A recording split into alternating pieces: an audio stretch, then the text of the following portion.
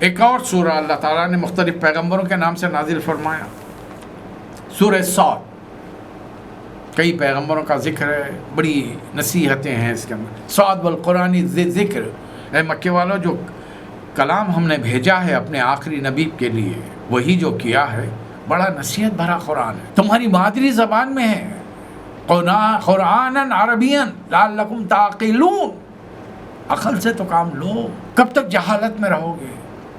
تمہاری بستی کا انتہائی متقی پرہیزگار پاکیزہ انسان، وہ تمہارے سامنے اللہ کا نام لے کر ایک چیز پیش کر رہا، تمہارے لاپرواہی کا حال یہ ہے کہ تم سخت تکبر میں اور ضد میں مبتلا ہو، جھٹلا رہے ہو اس کو۔ ذرا اطراف میں دیکھو کتنی بستیاں جنہیں ہم ہلاک کر چکے ہیں، اور جب ان پر عذاب آیا تو وہ لوگ چیخ اٹھے، یہ کیا مصیبت ہم آئی، یہ تمہارے اپنے ہاتھوں کی مصیبت ہے۔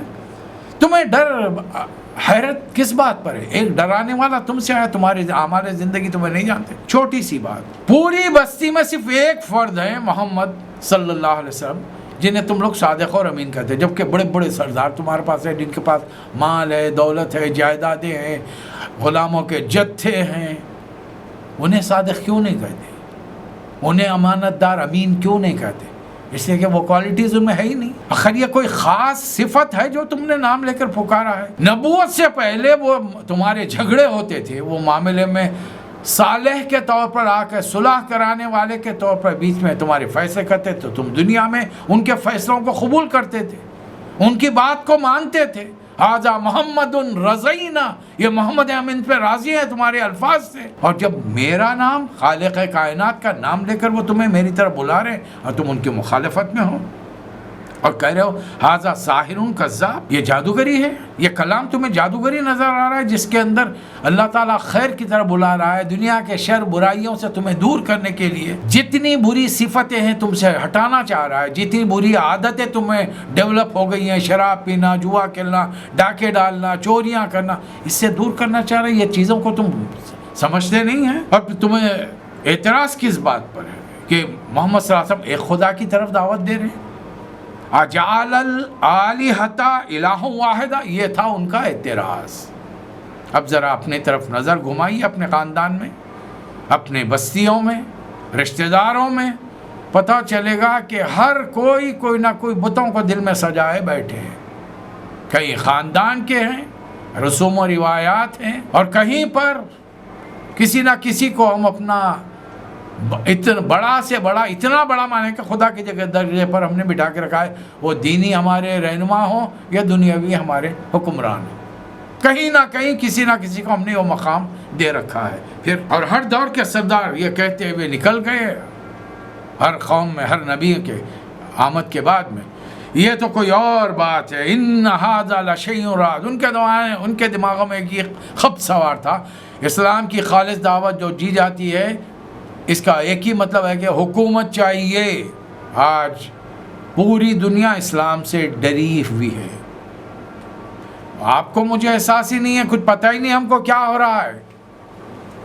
آج سے 50 سال پہلے سے یورپ کے بڑے بڑے مفکروں نے، رائٹرز نے، اسکول آف تھاٹس نے یہ بیان کرنا شروع کر دیا کہ کمیونزم کے خاتمے کے بعد اب دنیا میں جو شیطانی وسوسے اور نظام پھیل رہے ہیں، ان کو خوف اور خطرہ اگر ہے تو وہ اسلام سے ہے، اور یہ کوئی نئی بات نہیں ہے، ستیزہ کار رہا ہے ازل سے تا امروز، شرار بولہبی سے چراغ مصطفی۔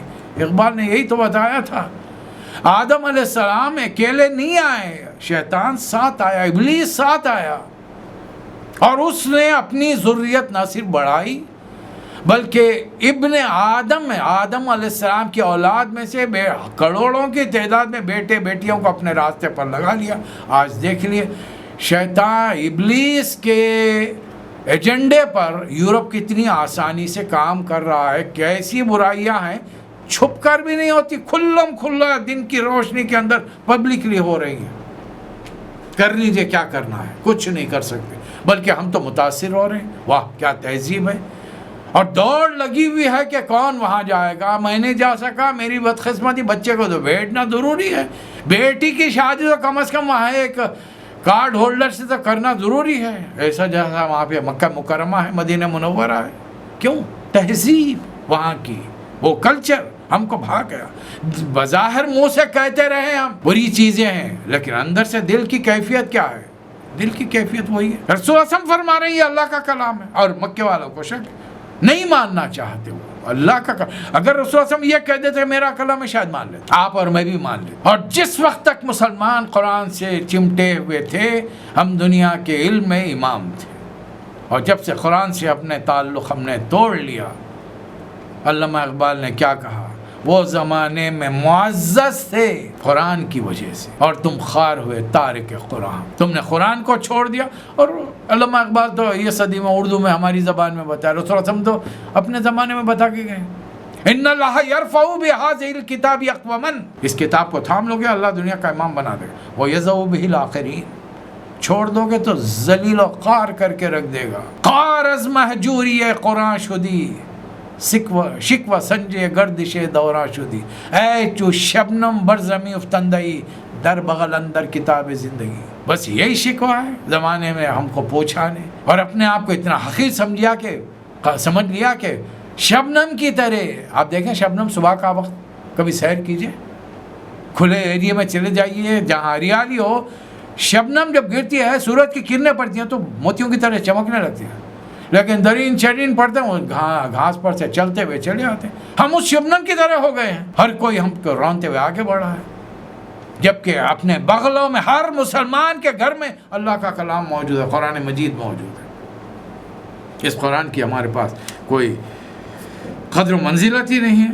یہ دراصل بات یہ ہے، یہ میرے ذکر پر بل ہم فی شک من ذکری، میرے کلام پر انہیں شک ہے، اور اس لیے کریں کہ میرے عذاب کا مزہ چکا نہیں ہے، یا ان کے قبضے میں اللہ کے خزانے ہیں، کیا یہ آسمان و زمین اور اس کے درمیان کی چیزوں کے مالک ہیں؟ ارے یہ جتھا، یہ مکے والوں کا 5-7 ہزار 10 ہزار کی آبادی، چھوٹا سا ایک جتھا ہے، جند ما ہنالک مہزوم من الاحزاب، جو اسی جگہ شکست کھانے والا ہے. مکے والوں، مکے میں شکست کھاؤ گے تم. یہ نبوت کا کون سا سال ہے؟ 9واں ختم ہو کے 10واں، 11 سال اور ایڈ کر لیجئے. قوموں کی زندگی میں 20-21 سال بڑی مدت نہیں ہوتے. کیا ہوگا 11 سال کے بعد میں؟ 11 سال کے بعد میں رسول صلی اللہ علیہ وسلم مکہ فتح کرنے آ گئے. اس واقعے کے 3-4 سال بعد آپ کو ہجرت کرنی پڑی.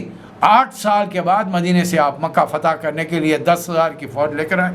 مکے سے جب نکلے تو 2 میں کے دوسرے تھے، ثانی اثنین اذ ہما فی الغار، وہ غار میں کے 2 میں کے دوسرے تھے.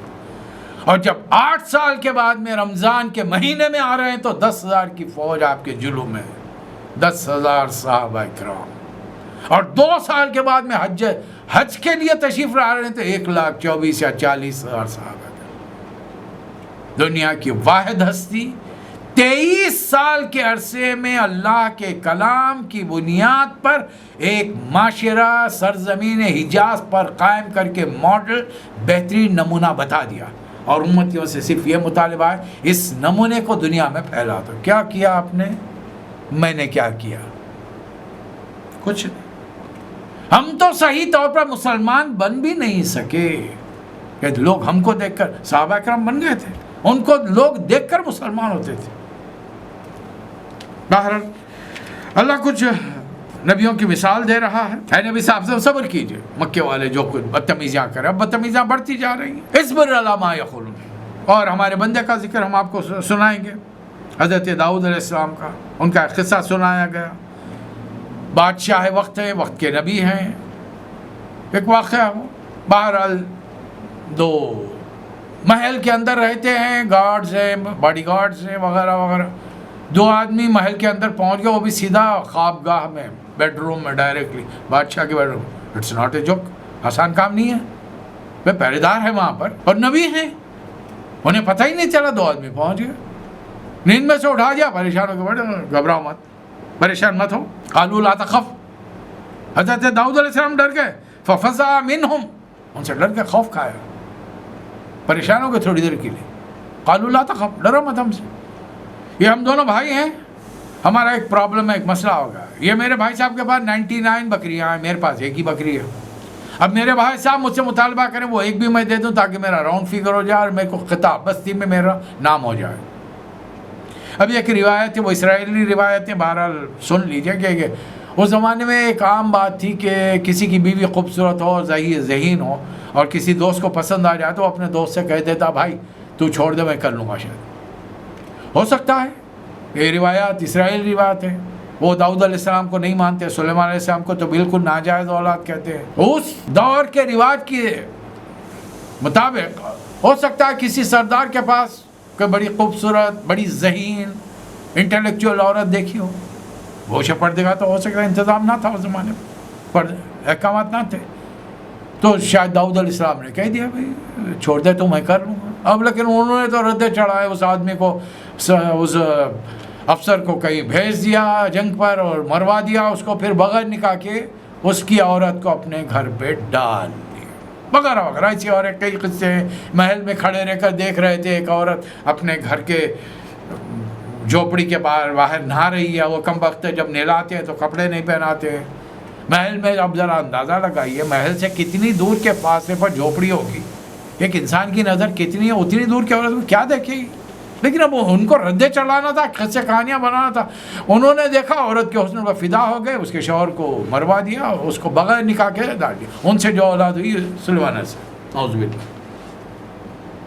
یہ بنی اسرائیل کی روایت ہیں. بہرحال جو بھی ہو، اب آپ بتائیے. حضرت انہوں نے سوال کیا کہ بھائی صاحب میرے سے مطالبہ کریں، میرے پاس ایک ہی بکری ہے، ان کے پاس 99 ہے، اب انہوں مطالبہ کریں. یعنی اگر وہ واقعے کو صحیح مان لیں کہ اگر مطالبہ کیا تھا تو اللہ بتانا چاہ رہا کہ آپ بادشاہ وقت نبی ہیں، پوری رعایا میں اعلان کرے تو ایسی سینکڑوں بے شمار عقلمند عورتیں، ذہین عورتیں مل جائیں گی آپ کو. لیکن اس مرد کو تو ایک ہی بھی ملی ہے. اب اس کی اگر آپ لے لیں گے تو اچھی بات نہیں. یہ بالکل یہی واقعہ ہے. ایک آدمی کے پاس 99 بکریاں ہیں، دوسرے بھائی کے پاس ایک ہی ہے. وہ ایک بھی دے دے میرے پاس راؤنڈ فگر ہو جائے گا، 3 فگرز میں میری بات ہوگی، مجھے بستی میں خطاب ملے گا. یہ واقعہ سن کر پہلی دیر بات سمجھے نہیں، مقدمہ سمجھ کر فوری فیصلہ دے دیا. جج بھی تھے کہ نہیں تھے، ہمارے بھائی نے جس کے پاس 99 بکریاں اس نے بڑی زیادتی کی ہے. لیکن اسی لمحے خیال آیا کہ ایسی غلطی شاید مجھ سے بھی ہوئی ہے. فوری سجدے میں گر گئے، اللہ سے توبہ کی. اللہ تعالیٰ نے توبہ معاف کر دی، توبہ قبول فرمائی. فغفرنا لہ ذلک، ہم نے معاف کر دیا ان کو. پھر حکم کیا دیا؟ نبی ہیں، بادشاہ ہیں. یا داؤد انا جعلناک خلیفۃ فی الارض، ہم نے زمین پر اب اقتدار بھی دیا ہے. آپ سب، ہم سب خلیفہ ہیں. انسان کو خلیفہ بنایا، اپنا نمائندہ، تاکہ امن قائم ہو. ہم بھول گئے اپنا کام. فاحکم بین الناس بالحق، اب جو ہمارے ذمہ دار ہیں ان کی ذمہ داری بنتی ہے، ان کی ڈیوٹی بنتی ہے کہ وہ لوگوں کے درمیان انصاف کرے.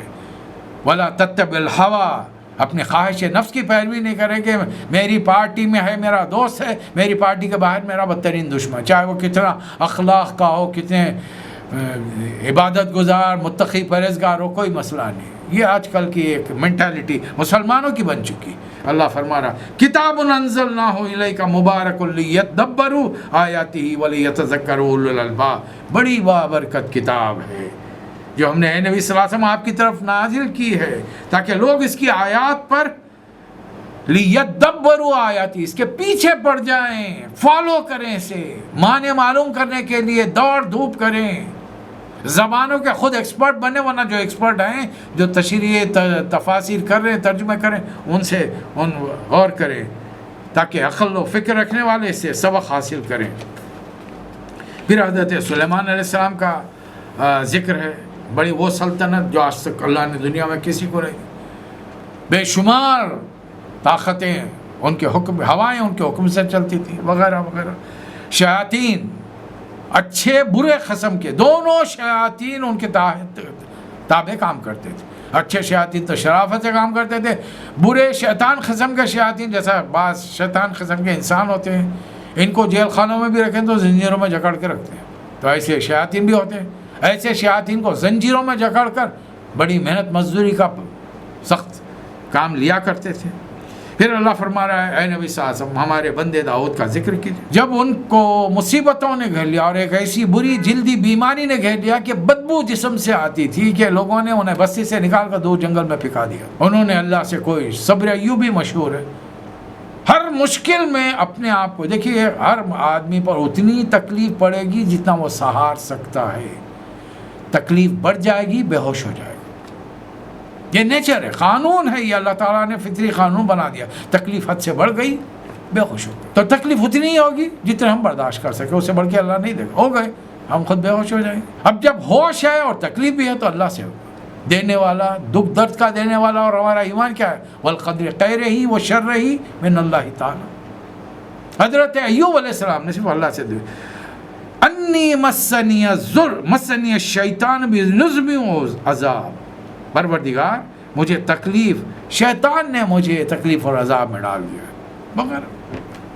بہرحال اللہ تعالیٰ نے کچھ نے ایک لمبا عرصہ آزمایا. رسول اللہ صلی اللہ علیہ وسلم کو کیا بتایا جا رہا؟ تکلیفیں آتی رہیں گی، صبر سے کام لیجئے. ہم پھر اس کو تکلیفیں دور کر کے پھر اس کے مماثل آپ کو پھر وہی چیزیں دیں گے، وہ تمام نعمتوں سے نوازیں گے. اللہ تعالیٰ نے وہ جو پورا خاندان جائیداد چھین لی گئی تھی، اثر ہے دوبارہ وَوَهَبْنَا لَهُ أَهْلَهُ وَمِثْلَهُمْ مَعَهُ، جو کچھ پہلے تھا وہ دے دیا. پھر ہمارے بندے ابراہیم، اسحاق، یعقوب، ان سب کو ہم نے چن لیا تھا. اسماعیل، یسع، ذوالکفل، ایک پیغمبر جن کے بارے میں قرآن 1400 سال ہو گئے ابھی تک کوئی تحقیق نہیں ہو سکی کہ کس علاقے میں آئے تھے، کس قوم میں آئے تھے، ان کا زمانہ نبوت کیا تھا. ایک نام اللہ نے دیا ہے تو 1450 سال میں تحقیق نہیں ہو سکی. اب 1,24,000 نبیوں کا نام دیتا تو کیسے پتہ چلتا ہم؟ ان کے پڑھنے میں ہی ہمارا وقت نکل جاتا، ان کے بارے میں جانتے کیسے تھے. بہرحال اللہ فرما رہا ہے جو لوگ نیک ہیں، یہ قرآن کیا ہے؟ ایک یاد دہانی ہے، ہادہ ذکر، ریمائنڈر ہے. اور جو اس کو مان لیں گے اس کے لیے جنت کے باغات ہیں، اور جو نہیں مانیں گے ان کے لیے دردناک قسم کا عذاب ہے. اور دنیا والوں سے کہہ دیجئے قل انما انا منذر، میں تمہیں خبردار کرنے والا ہوں، میں ڈنڈا لے کر تمہیں مسلمان کرنے نہیں آیا. اور یہی کام میرا اور آپ کا ہے. اپنے مسلمان بگڑے ہوئے بھائیوں تک یہ بات پہنچائیں اور غیر مسلموں تک جتنا ممکن ہے، اس لیے کہ گلف میں ہم کو ہر قسم کے لوگوں کے ساتھ کام کرنے کا موقع مل رہا ہے. لیکن چونکہ ہم اپنے دین سے پوری طریقے سے واقف نہیں ہیں، ان کو ہم کیا سکھائیں گے، کیا سمجھائیں گے؟ اور اپنی بری عادتوں پر ہم قابو نہیں پا سک رہے. ہم اگر انہیں کوئی نیک بات بتائیں گے وہ پلٹا کر ہم سے پوچھیں گے بھائی پہلے تو تم عمل کرو پھر ہم کو بتاؤ. لہٰذا اپنی اس کمزوری کی وجہ سے کہ ہم نے اپنے کردار کو، اپنے اخلاق کو، معاملات کو درست نہیں کیا، ہم اسلام کی دعوت نہیں پھیلا رہے. مجھ میں اور تم میں فرق یہ ہے کہ مجھ پر وحی کی جاتی تھی اور تم پر. یہاں سے اللہ تعالیٰ نے آدم علیہ السلام کا پھر ایک بار ذکر تذکرہ چھیڑ دیا ہے. بار بار 7 مرتبہ قرآن مجید میں آیا ہے. کیا بتانا چاہ رہا اللہ تعالیٰ؟ 2 قوتیں، ایک خیر ایک شر ہے. اگر تم اپنے آپ کو شیطان میں ملا لو گے، تم انس ہوتے ہوئے، آدم کے اولاد ہوتے ہوئے بھی تم شر میں شامل ہو جاؤ گے، شر کی قوتوں میں. ان کا ٹھکانہ دوزخ ہے. یا پھر اللہ یہ بھی مطالبہ ہر آدم علیہ السلام کے بیٹے سے بیٹی سے نہیں کرا کہ وہ بالکل پیور دودھ میں دھلے ہوئے نیکیوں کا مرقع ہوں گے، مجموعہ ہوں گے. نہیں، غلطیاں ہوں گی، گناہ ہوں گے. جیسی غلطی گناہ ہو توبہ کرو اللہ سے، دوبارہ نہ کرنے کا وعدہ کرو، اللہ معاف کرے گا. اور کیا چاہیے؟ اس سے بڑھ کر انسان کو چاہیے کیا؟ تو اللہ نے اعلان کیا انی خالق بشر من طین، میں مٹی سے ایک بندہ بنانے جا رہا ہوں، اور جب اس کو میں بنا لوں ونفخت فیہ من روحی فقعوا لہ ساجدین. اب ایسا یہ قرآن میں آیا ہے، لیکن اب دوسری جگہ پر قرآن کئی جگہ پہ جمع کرنا پڑتا ہے. اللہ تعالیٰ نے سب سے پہلے جمع کیا پوری قوم. انا عرضنا الامانۃ علی السماوات والارض والجبال، پوری مخلوق سے سوال کیا کون ہے جو میری ذمہ داری نبھائے گا. اور جب ذمہ داری آدم علیہ السلام نے لی تو اللہ نے اعلان فرمایا میں زمین پر اپنا خلیفہ مقرر کر رہا ہوں. فرشتوں کا اعتراض کہ بھائی یہ تو زمین پہ جا کے فساد کرے گا. اللہ نے اس موقع پر آدم علیہ السلام کو الگ بلا کر علم دیا. اب علم کی بنیاد پر اللہ فرما رہا ہے فسجد الملائکۃ کلھم اجمعون، ساری مخلوقات نے جن کو ریپرزینٹ فرشتے کر رہے تھے سب نے سجدہ کیا الا ابلیس، سوائے ابلیس. اب کیوں نہیں کیا ابلیس نے سجدہ؟ صاف صاف بتا رہا ہے استکبر وکان من الکافرین، تکبر میں آ گیا، غرور میں آ گیا. اس کا ڈیمانڈ یہ تھا انا خیر منہ، میں اس سے بہتر ہوں مٹی کے پتلے سے. خلقتنی من نار خلقتہ من طین. آج ابلیس نے اپنی ذریت کے علاوہ آدم علیہ السلام کی اولاد کے ایک بڑے حصے کو اپنا فالوور بنا لیا ہے، اور وہ دنیا میں تیاری کر رہے ہیں کبھی کبھار اپنے واٹس ایپ پر، اپنے ای میلز پر یورپ میں کیا ہو رہا ہے اس کو بھی دیکھ لیجئے، ویسٹ میں کیا ہو رہا ہے۔ جن چیزوں کی خبر مجھے اور آپ کو نبی کریم صلی اللہ علیہ وسلم نے احادیث میں دی، آج ہمارے علماء ممبروں سے بیان نہیں کر رہے ہیں، حالانکہ ہم دن بدن ایک ایک پل، ایک ایک لمحہ قیامت سے قریب جا رہے ہیں۔ اور قیامت کی نشانیاں، علامتیں کیا ہیں؟ دجال کی آمد ہے، یاجوج ماجوج ہوں گے، زمین سے جانور نکل کر انسانوں سے بات کرے گا۔ کتنا عرصہ ہو گیا آپ کو دجال کے بارے میں سن کر، یاجوج ماجوج کے بارے میں سن کر، حالانکہ آپ میں کی ایک بڑی تعداد ہر جمعہ کو سورۃ الکہف پڑھتی ہے۔ فائدہ کیا ہے؟ کیا سبق سیکھا اس میں یاجوج ماجوج کا ذکر ہے نا، دجال کا کہیں ذکر نہیں ہے، پورے سورے میں کہیں ذکر نہیں ہے، صرف یاجوج ماجوج کا ہے۔ البتہ حدیثیں کیوں یاد کرنے کے لیے رسول اللہ صلی اللہ علیہ وسلم نے ہم سے فرمایا؟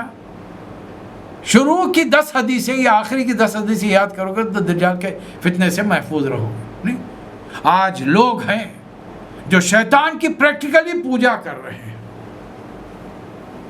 اور ان کا سب سے بڑا لیڈر آنے والا ہے۔ پورے یورپ میں، امریکہ میں اسٹیکرز، بینرز لگے ہوئے ہیں ان کی گاڑیوں پر، اور مسایہ از کمنگ، ان کا ایک مسایہ ہے، ہمارا ایک مسایہ ہے۔ ہمارے مسیح کون ہے؟ عیسیٰ علیہ السلام۔ ان کا کون ہے؟ مسیح الدجال۔ دونوں کے لیے مسیح کا لفظ استعمال ہوا۔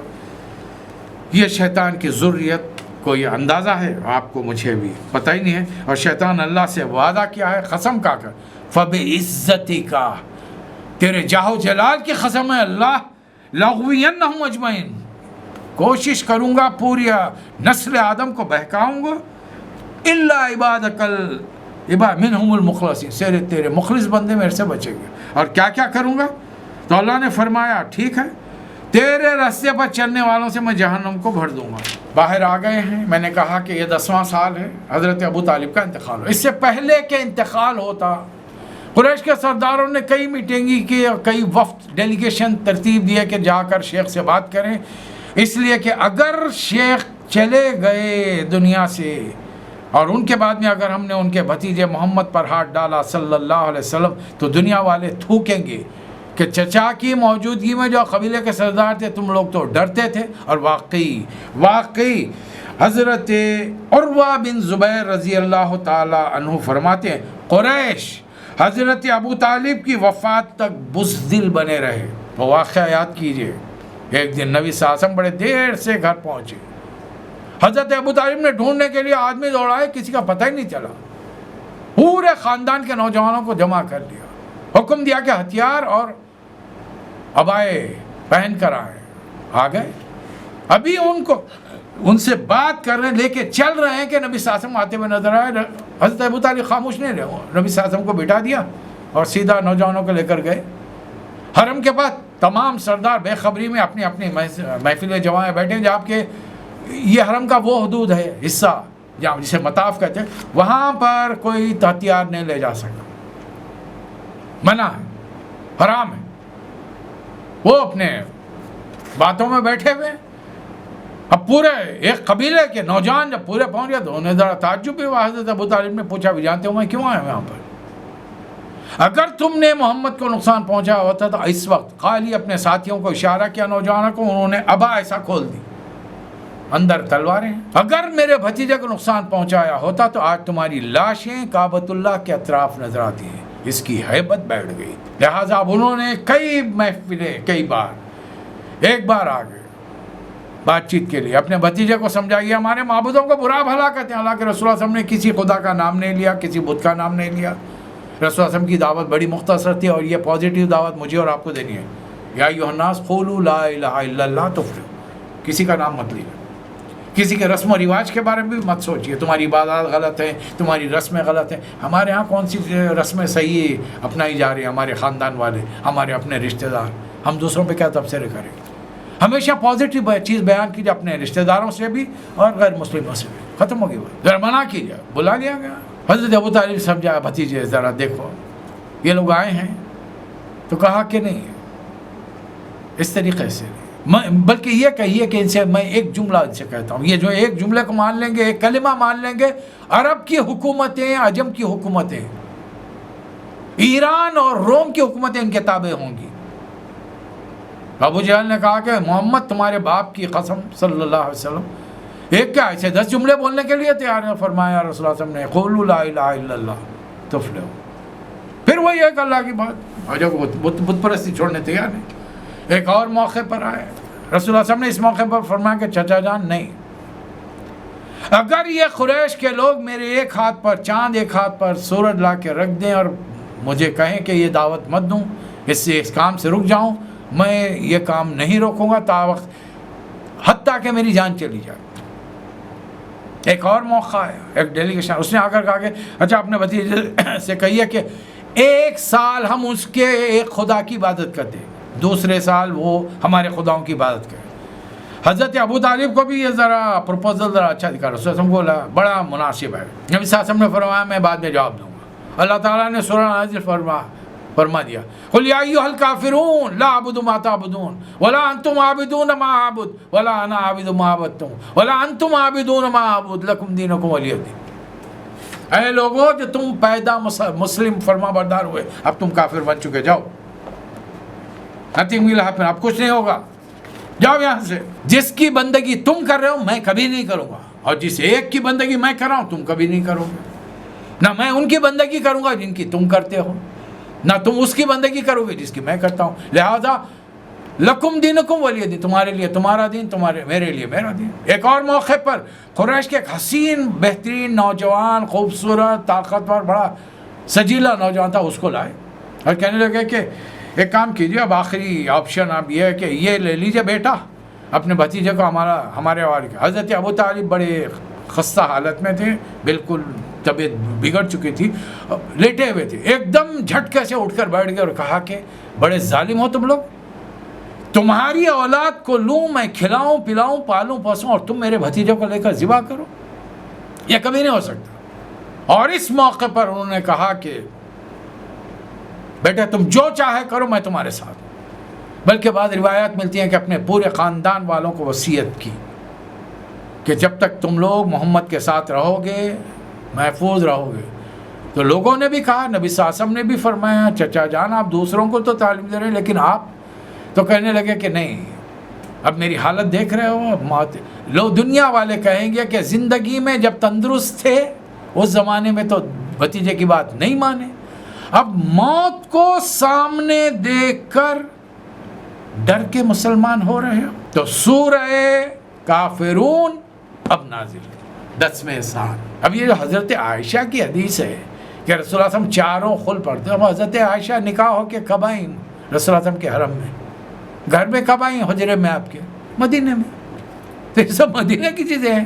رسول اللہ صلی اللہ علیہ وسلم یہاں تو حضرت خدیجہ کے ساتھ تھے، حضرت عائشہ کو کیا معلوم، چاروں خل پڑھ کے اپنے آپ پہ پھونکتے نہیں تھے، ان کو کیا معلوم، اور ان کی عمر کیا تھی اس زمانے میں، ابھی 10 سال میں، لوگ کہتے ہیں 6 سال کی تھی، چلیے مان لیتے ہیں، مان لیتے ہیں، نو ایشوز۔ اللہ کے حکم سے ایک لڑکی 9-10 سال کی عمر میں بالغ ہو سکتی، کوئی ایشو نہیں۔ آج یورپ میں ایسے بے شمار آپ کو کیسز ملیں گے، 10 سال کی لڑکی حاملہ مل رہی، 9-10 سال کے لڑکے نے حمل کر دیا اسے، کوئی خاص بات نہیں ہے اس کے اندر۔ اور عربی معاشرہ ہے، عربی موسم، وہاں کے آب و ہوا ہے، کوئی۔ بہرحال اب رسول اللہ صلی اللہ علیہ وسلم کے لیے یہ سال بڑا سنگین تھا۔ پہلے حضرت ابو طالب انتقال کر گئے، اس کے بعد میں حضرت خدیجہ۔ نبی کریم صلی اللہ علیہ وسلم نے اس سال کو عام الحزن قرار دیا، غم کا سال۔ 3 سال یاد رکھیے، ایک پیدائش کا عام الفیل، اور دوسرا آ رہا ہے عام الحزن، اور ایک آئے گا مدنی دور میں عام الوفود۔ یہ عام الف مد کا عام نہیں ہے کھانے والا، یہ عین الف ہے جس کو سال کہتے ہیں۔ عرب میں جب سے ہم آئے کل عام وانتم بخیر، سارا سال تم خیر خوبی سے رہو، یہ عام دعا کے لیے، عام الفیل، ہاتھی والوں کا سال۔ نبی صلی اللہ علیہ وسلم کے لیے بڑا صدمے کا موقع تھا۔ 25 سال کی رفاقت، اور اس خاتون کی جس نے پہلے نبوت کی تصدیق کی، حضرت خدیجہ رضی اللہ تعالیٰ نے۔ جن کے بارے میں حضرت جبرائیل نے آ کر رسول اللہ علیہ وسلم سے کہا کہ اللہ کے رسول خدیجہ سے کہیے رضی اللہ تعالیٰ عنہ، اللہ تعالیٰ نے انہیں سلام کہلوا بھیجا ہے، یہ کہا ان کے لیے ایک جنت میں خصوصی محل تعمیر کیا گیا ہے۔ ہمارے نبی کی رسالت کی تصدیق کرنے والی پہلی خاتون، کیا میاں بیوی کا رشتہ ہوگا، کیا شوہر کا کیریکٹر کس انداز میں اس خاتون کے سامنے ہوگا جو پہلے سے 2 شوہر یافتہ ہے، 2 شوہر انتقال کر چکے ہیں، ازدواجی زندگی کے دور سے وہ گزر چکی ہیں، اور یہ نوجوان ہیں، وہ 40 سال کے ہیں یا 25 سال کے ہیں، 25 سال تک تنہا رہی اور نبی صلی اللہ علیہ وسلم نے کسی کی جانب آنکھ اٹھا کر دیکھا تک نہیں، اور یہ واحد خاتون ہے جن سے اللہ تعالیٰ نے نبی کریم صلی اللہ علیہ وسلم کو اولاد دی، 4 بیٹیاں 2 بیٹے، جن میں سے 2 بیٹوں کا انتقال ہو گیا ہے، اب 4 بیٹیاں ہیں، بڑی بیٹی حضرت زینب، دوسری رقیہ، تیسری ام کلثوم، چوتھی حضرت فاطمہ الزہرا رضی اللہ تعالی عنہم، اور 2 بیٹے حضرت قاسم، حضرت عبداللہ یا طاہر رضی اللہ تعالی عنہما، 2 بیٹے، 4 بیٹیاں، 2 بیٹوں کا انتقال، 4 بیٹیاں حیات ہیں۔ اس وقت حضرت فاطمہ کی عمر تقریباً 9-10 سال کے قریب، کچھ وقفہ گزرا، 2-4 مہینے گزرے، ایک خاتون آئی حضرت خدیجہ کے ملنے والی، انہوں نے کہا کہ کیا ممکن ہے کہ آپ نکاح کر لیں، گھر میں بیٹیاں، 2 بیٹیاں گھر میں جوان ہیں، 2 بیٹیاں اپنے شوہروں کے ساتھ ہیں، حضرت زینب اپنے شوہر ابو العاص کے ساتھ ہے، 2 جو ایمان نہیں لائے، دوسری بیٹی حضرت عثمان بن عفان، حضرت رقیہ وہاں پہ، نبی صلی اللہ علیہ وسلم کے کہنے پر حضرت ان کا نام نفیسہ بتایا جاتا ہے، انہوں نے پہلا پیغام لایا حضرت سودا، عمر رسیدہ، بڑے ڈیل ڈال کی عمر رسیدہ، تقریباً رسول اللہ صلی اللہ علیہ وسلم 50 کے ہیں، اور she is almost at the time 47-48، نوجوان نہیں ہے، حالانکہ نبی صلی اللہ علیہ وسلم اس عمر میں بھی اتنے خوبصورت اور حسین جمیل ہیں کہ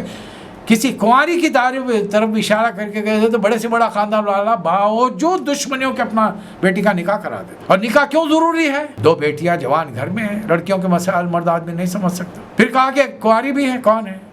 اور یہ ان کے پیغام لانے سے پہلے جبرائیل 2 مرتبہ آئے، ان کے ہاتھ میں خاتون تھی جبرائیل کے ہاتھ میں جو گھونگھٹ اوڑھی ہوئی تھی، نبی صلی اللہ علیہ وسلم نے جب گھونگھٹ ہٹایا تو دیکھا یہ عائشہ، جبرائیل نے ان سے فرمایا تھا علیہ السلام نے کہ اللہ کے رسول یہ دنیا آخرت میں آپ کی زوجہ ہے، نبی صلی اللہ علیہ وسلم نے فرمایا کہ بات چلائیے، حضرت سودا سے پہلے نکاح ہوا، وہ رخصت ہو کر آ گئی پہلے، اب پیغام حضرت ابوبکر صدیق کے پاس پڑھا، انہوں نے حضرت عائشہ کا کسی سے رسم کر دیا تھا، اب وہ جا کر بات کرنا چاہ رہے تھے، وہ جا کر ان سے بتانے کے لیے کہ رسول اللہ علیہ وسلم کا پیغام آیا، وہاں لڑکے والوں نے کہہ دیا کہ تم بے دین ہو چکے، ہم اپنے لڑکے کا رشتہ تمہارے گھر میں نہیں کرنا چاہتے، وہ خوش ہو گئے، آ کر اپنی بیٹی حضرت عائشہ کا نکاح نبی صلی اللہ علیہ وسلم سے پڑھا دیا۔